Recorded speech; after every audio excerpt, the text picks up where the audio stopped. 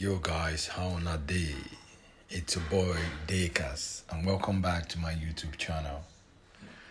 The matter no get as it dey be based on say the man of the moment and the man for the people. He don't go give another speech again.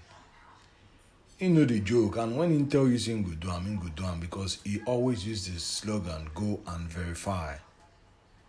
And many people wey go verify know say wetin dey talk na true. Say the man no dey just dey talk anyhow. And he still give them speech, give them clear understanding of what needs to be done in order to save Nigeria from this chaos wey Nigeria dey into.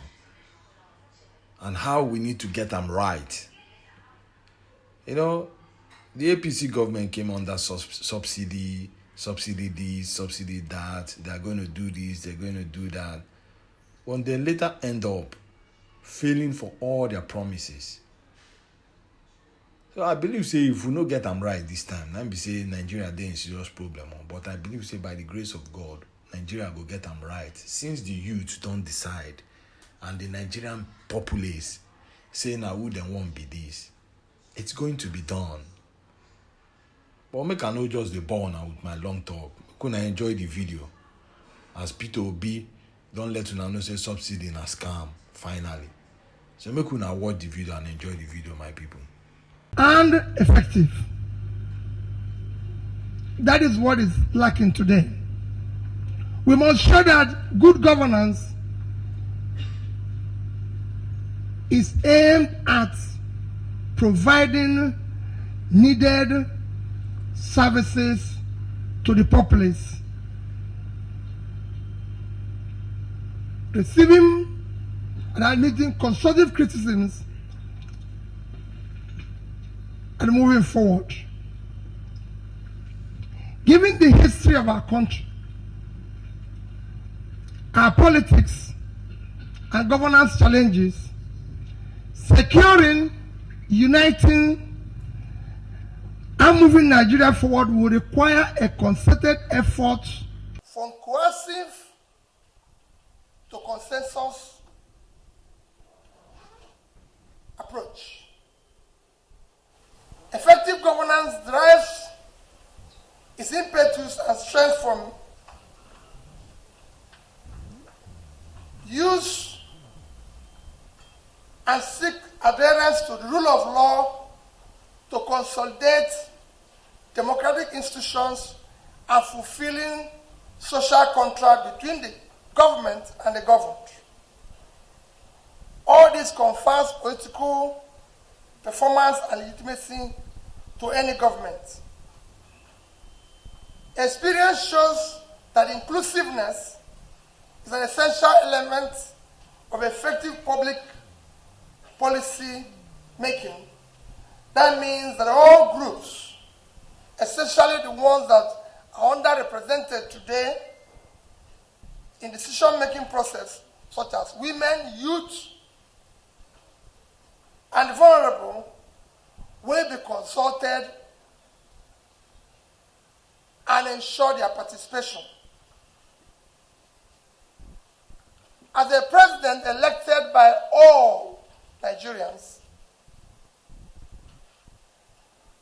the buck stops at my desk. I will be fully responsible for governance and national security decisions and actions undertaken by my administration. Against the backdrop of this, my administration will have identified, like I said, we are going to be working using and mainstreaming the Sustainable Development Goals. But within that, we have also prioritized 7 critical areas we will prioritize while ensuring that we follow all the goals of Sustainable Development Goals. And those areas is to ensure purposeful leadership is production-centered growth for food security and growth. Securing and uniting Nigeria, effective legal and institutional reforms, rule of law, corruption, and government effectiveness, leapfrogging Nigeria from oil dependence to fourth industrial revolution, expanding physical infrastructure through market-driven reforms, unleashing growth, enabling entrepreneurship, and making creating innovations, human capital development that empowers competitiveness, robust foreign policy to restore Nigerian strategic relevance.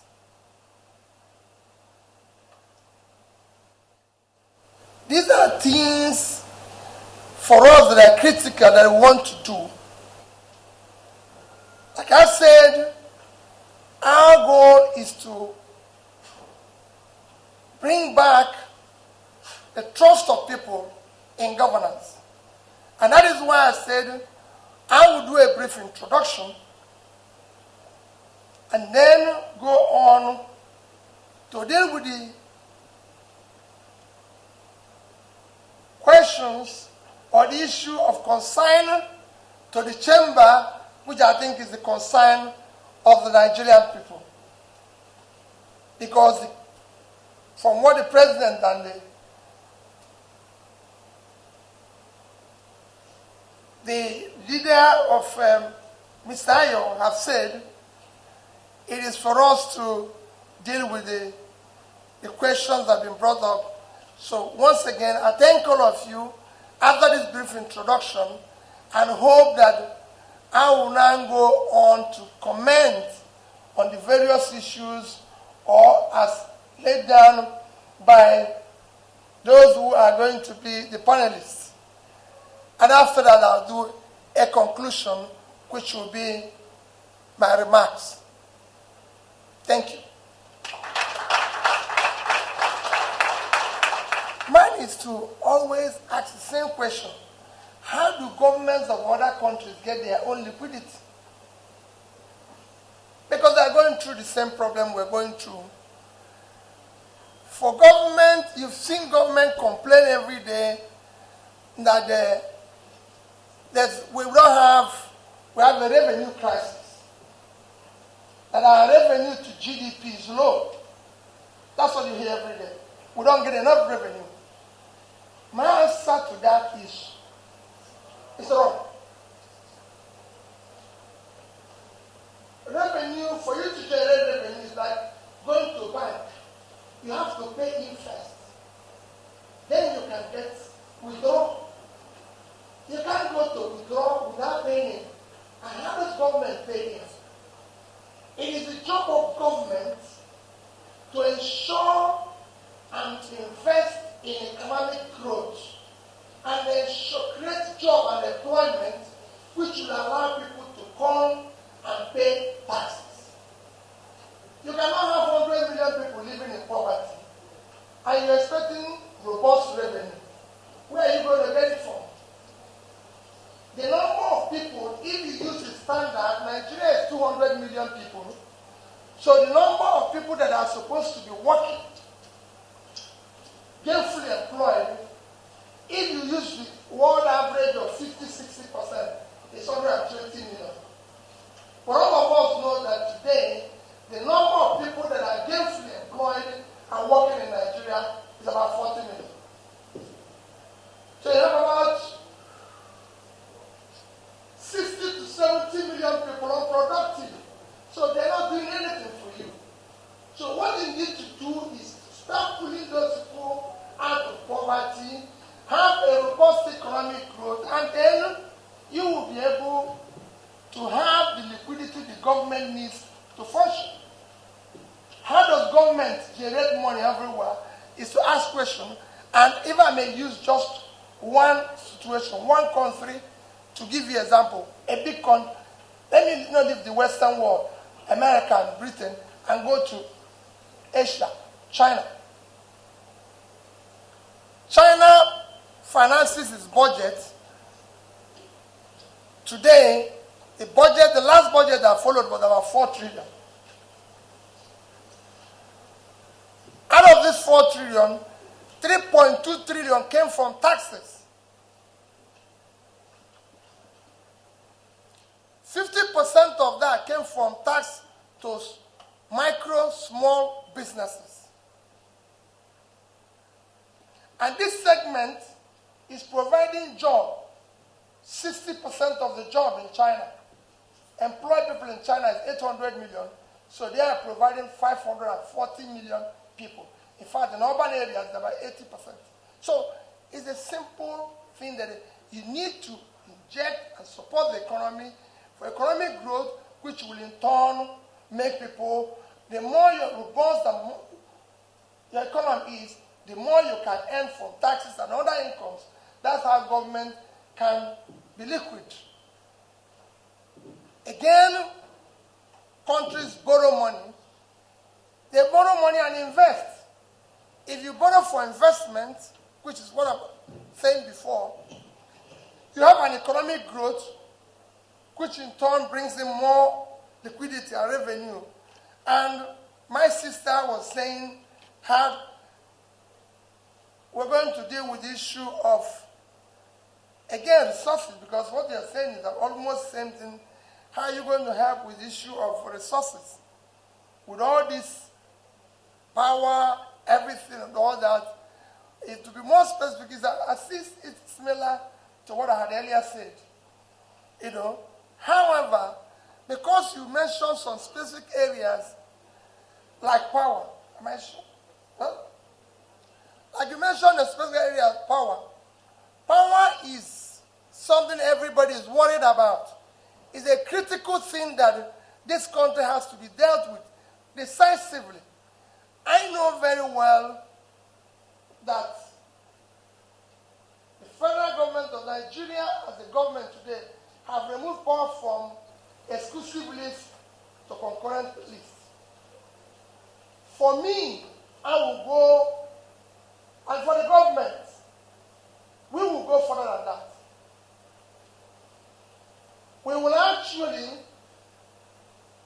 go beyond that, because if you look at our power problem today, we have privatized generation and distribution, leaving the critical link between these two, transmission. That is where we have what we can call ineffective and problem that needs to be dealt with. So for me, the first thing I will do is to ensure power is, one is to liberalize transmission. It is critical if you're going to deal with our power.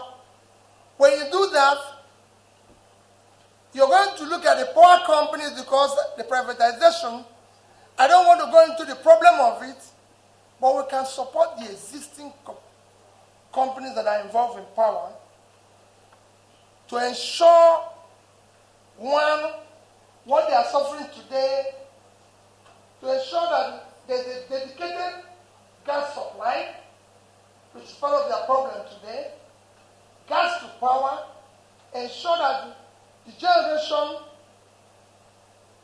transmission and distribution is properly aligned, have clear certainty of policy and regulatory environment, which is what President mentioned. There's no certainty of regulatory environment for them to operate. You have policies from assault every day. You need to be clear. And they know this is what they are. Support them to have access to funding that is attractive, and deal with some of the tax incentives. Ensure that you do power, because you have to come up with some mix. Embedded power and renewable energy. We have to go with all facets. The issue of power will be an emergency that we have to deal with all means possible to ensure that we have power. And I have studied a lot of things issue of access to the resources to deal with this. You can actually do it involving the private sector aggressively. Government doesn't need to be entirely involved. When the government is going to be involved, like what happened in Egypt, they just give a sovereign guarantee. And that you can deal with when it comes to the issue of power. On how do you start dealing with the systems, which ODI asks, quite frankly, that is the core of the problem we face today. And that is why I said that what we are going to do entirely is to streamline governance to be responsive, transformative, and effective. What we have today, we are not lack of any, there's clearly well-studied, discussed plans to solve most of our problems as a nation. Documented. So I'm not saying I'm going to be there to be one Superman who is going to come with inventions or things that nobody knows about. What I've said that is I'm going to ensure that they are implemented and follow the stipulated guidelines. And that is what is lacking. The political will to deal with issues that is not everywhere. The political will to follow the rule of law, the political will to have certainty of the regulatory environment that attract investment, the political will to ensure that you deal with, like he mentioned, issue of oil theft. Who is stealing oil?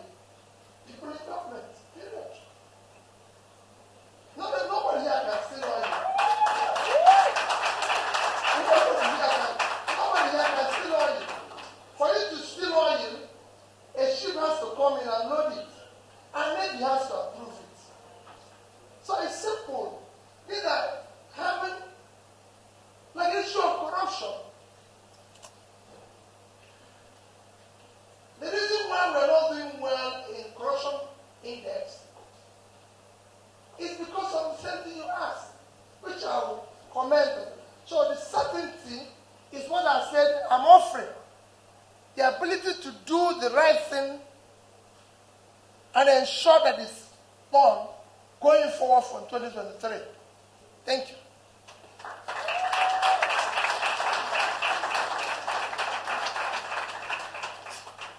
Please, let me probably start from the last question of the exclusive list. There's quite a number of things that is not supposed to be there. And that we can deal with as quickly as possible. In fact, it comes handy on what my sister is talking about, 100 days. I think these are the areas to start.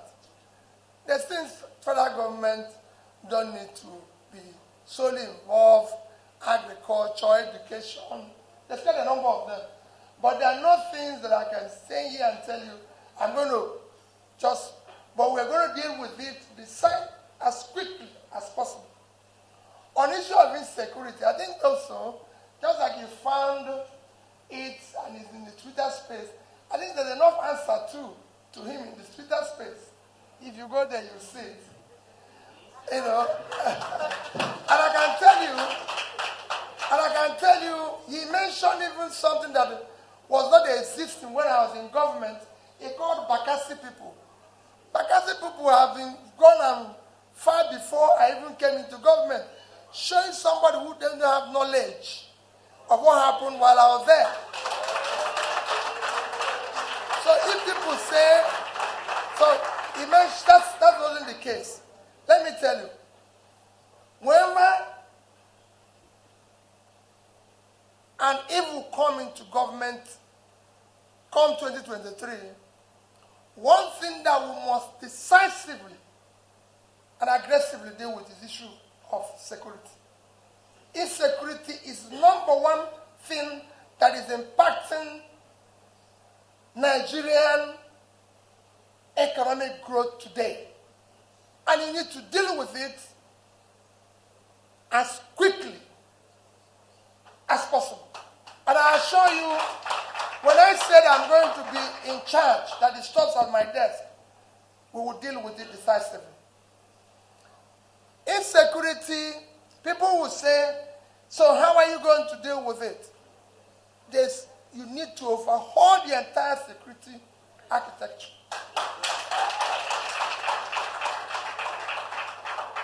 Ensure that it is put in place aggressively, including having multi-level policing, federal, state, community. Train them properly, equip them properly, and provide them with modern gadgets. It is there. You cannot tell me today that anybody can say that somebody is kidnapped, kept somewhere, and they're using phone to negotiate with his family. In this time and age, if he's sick, they even invite doctor to go and treat him, but police doesn't know where they are. Forget it. I'm not going to take that for one day. Go and check what I did with security in Anambra State. Go and ask people. And I made sure that all communities in Anambra State, no single community in Anambra State, everyone had community security system paid from the office of the governor. We provided every community vehicle, a pickup vehicle, brand new, with gadgets for security purpose. No state in this country had done that. Every community, I didn't say police, army. We provided police, we provided army, but every single community. And I can assure you, we will do exactly that, because at the heart of whatever we're going through today is security, and it must be decisively dealt with. On cost of assets that my sister mentioned, we're going to have asset registry. These are some of the things we want to deal with as quickly as possible. So we'll know the assets of the country and ensure that they're all put into production. Remember that I said we're going to move it from consumption to production. All assets must be productive. No asset will again, and I can tell you, to make it productive, we are going to remove it from government to private sector driven. I'm not talking about transactional private sector driven, genuine private sector driven. Cost of governance, I don't need to tell you more about cost of governance, except to go and verify what happened in Anambra State. That is all I can tell you. I have an allergy for waste.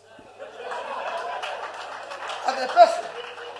And the same thing will apply in government. So, when it comes to issue oil theft, I've said it before, there's no way under my watch we will not find solution to oil theft. It's impossible. Even when we talked about what ASU is minding, that everybody is asking for money. ASU asked, it was 2009, almost 13 years ago, that this agreement was reached by government. And I know it was about 1.3 trillion, out of which Jonathan's government paid 200 billion, remaining 1.1 billion, 1.1 trillion. Let's say that is the situation. the waste, the stealing, would have paid that since. With effortless ease. Look at our oil taps. At a time we critically need every single resources. In July, we are the only country in the world that is not meeting our OPEC production, except Venezuela, because of sanctions. In July, you know, if our production was 1,083,000. So in July, we have 717 shortage daily. Multiplied by 31 days is 22,227,000 barrels. On the average pricing of oil in July, it is 110. So we lost $2,445,000,000 in 1 month. Even like you said about their rate, which I mentioned when I talk about rates, the official rate, which you said is not available, is 410. The real rate is 690. So if you put 690 and 5 and 410 is 1,100. Let's use the average, 550. If you multiply $2,445,000,000 with 550, it will give you 1,344,750,000,000 naira. And we are still owing, and we are owing ASU 1.1 trillion. 1 month stealing. They can't continue. In month of August, it became worse. Our oil supply in month of August went down to 975. So for month of August, we are losing 825 barrels per day. 825,000 a day. Multiplied by 31 days of August. It will give you 25,652,500. That's what we do. 25 million. Throughout the month of August, oil is sold for 100 million. For 100 naira. $100, sorry. $100 throughout that month. So in the month of August, we lost another $2.5 billion.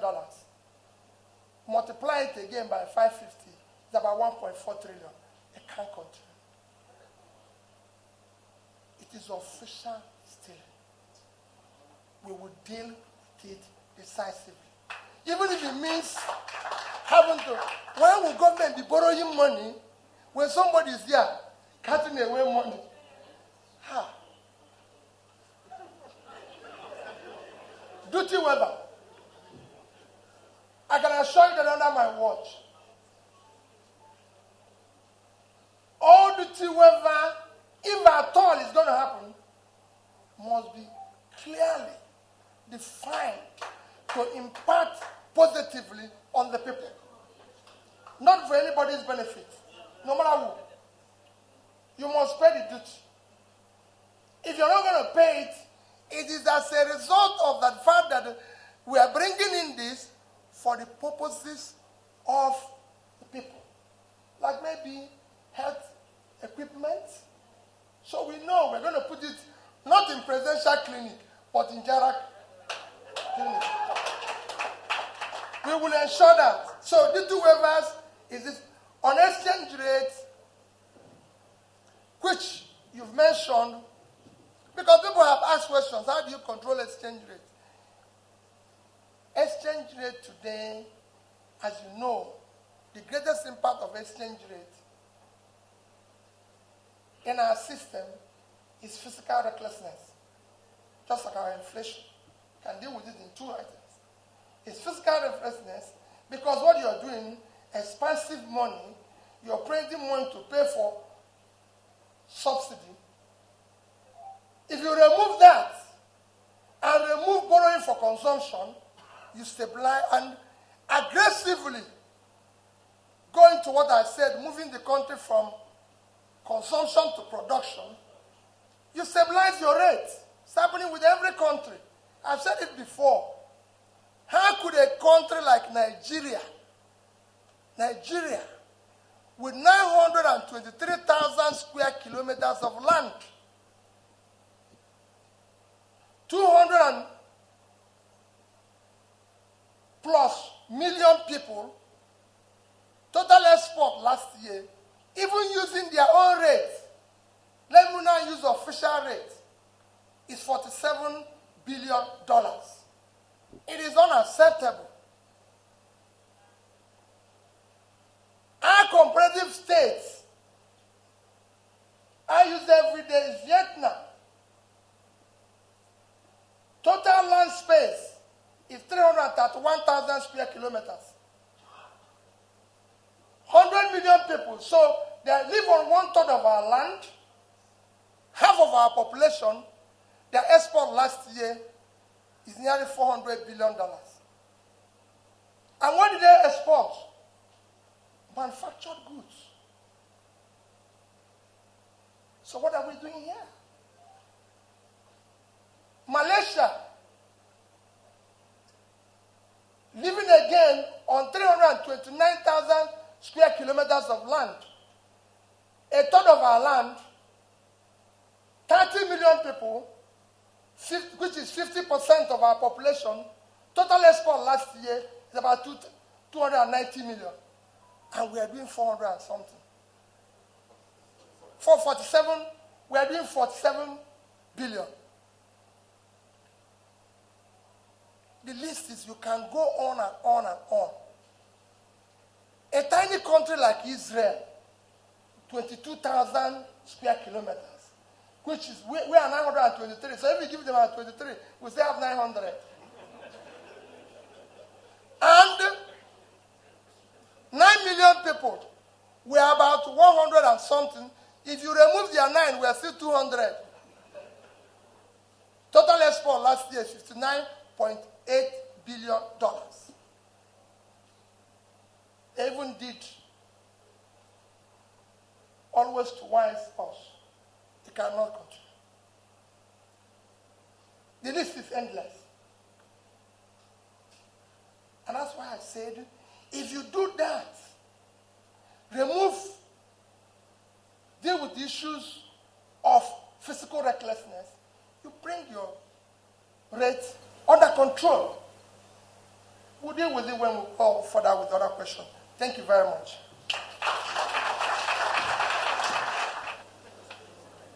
I've said it, even in CNN. One is that 50% of the subsidy is corruption. That will be dealt with decisively. 2 is that you are aggressively start immediately the issue of any way you can to ensure local refining through modular, through all forms of this, and ensure simply that those in private sector delivery, not government, private sector supporting them, when you remove it, you're going to have that resources to be able to support private sector-led corporations or individuals that want to go into that field, support them and ensure that their finance are put in as quickly as possible. We are oil producing country. Supply them crude in naira. They refine it for domestic consumption. I've said before, we have to stop dollarization of our economy, especially the domestic economy. Under my watch, the emphasis on dollar, if you must operate here, you must charge naira. If you want to charge dollar, You went and meet us in international space. But here, no dollar charge and no dollar expenditure for government again. We will deal with dollar, we'll use it to engage other countries, we'll use it to do everything. But here, we've seen where that have led us, where airlines charge Nigerians more than they charge from other countries. It will not happen under my watch. What you charge in A is what you charge here, or you can't, you go. If we are going to trek to your country, we trek. Because we have to deal with that, all those issues. So I assure you, subsidy will not be there. And when you remove subsidy, what does subsidy do today? Subsidy is one of those things that are impacting today in your inflation. Because you have huge money being thrown, expensive of money to supply in the system to deal with deficit budgeting of paying for subsidy. You need to remove it. If you remove security today, if you deal with security today, and your farmers go back to farm, and food prices come down, you remove subsidy and deal with corruption, your inflation will come down. Thank you. Thank you very much, Your Excellency. Guys, I hope so and I enjoyed the video of waiting incoming President Peter Obi talk. In message never change. Now still the same thing in the preach. And this thing no be rocket science. But I believe with the vote of you and I believe say we will make this Nigeria great again. Thank you guys for watching, and please don't forget to subscribe to our YouTube channel. And may God bless. Stay blessed.